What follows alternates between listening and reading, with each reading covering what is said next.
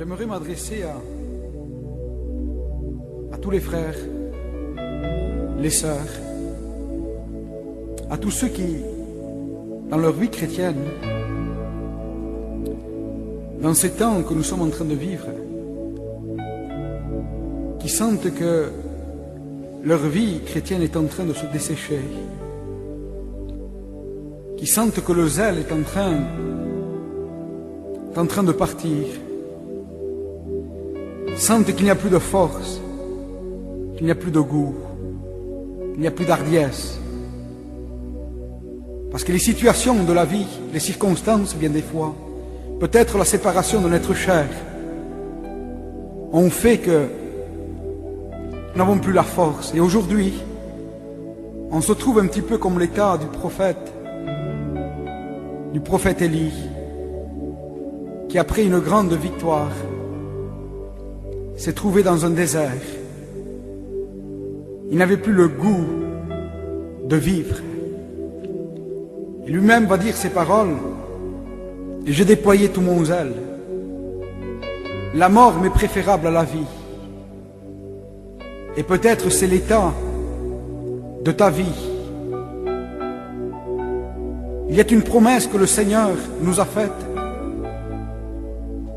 Il y a un texte qui nous a laissé, qui est formidable. Et j'aimerais qu'ensemble, nous puissions de tout notre cœur le recevoir.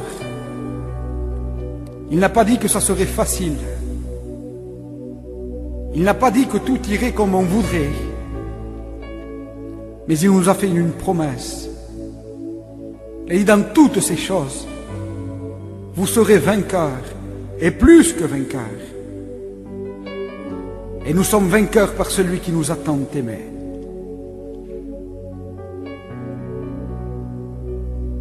La Bible dira, dans le livre de Lamentation, au chapitre 3 et au verset 22, « Les bontés de l'Éternel ne sont pas épuisées.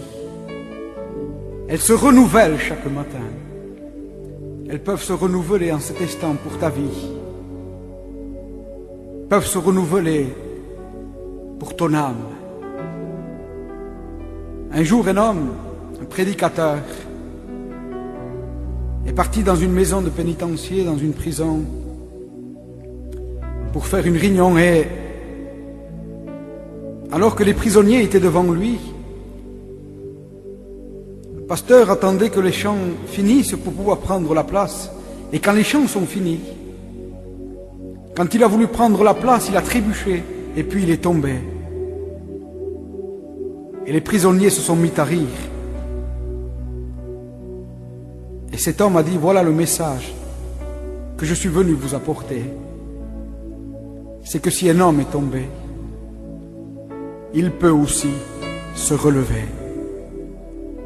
Tu peux aussi, par la grâce de Dieu, par le secours divin, tu peux aussi te relever. Ce qui est formidable, c'est qu'il est écrit dans le livre de Tite au chapitre 2 au verset 11, « La grâce de Dieu est une source de salut pour tous les hommes, manifestés en Jésus-Christ. » Le Seigneur a fait cette promesse. Dans l'évangile de Matthieu au chapitre 12 et au verset 20, « Il ne brisera point le roseau cassé, et il n'éteindra point le luminium qui fume encore.